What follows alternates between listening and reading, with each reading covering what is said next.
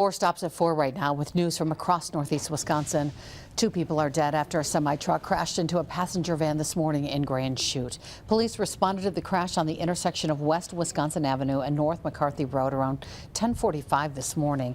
When first responders arrived, the driver and the passenger of the van were found to have life-threatening injuries. Both were taken to a hospital where they were later pronounced dead. When asked whether weather was a factor, the Grand Chute Police Department said it was unclear at this time. It's too early in the investigation to determine what factors caused the crash. With the assistance of the crash reconstruction team with the Wisconsin State Patrol, we'll find out more information on the causes of the crash, and if we can release that information, or once we have all those facts, we will release that information at a later time. Police are also not releasing the names of those involved in the crash pending families being notified.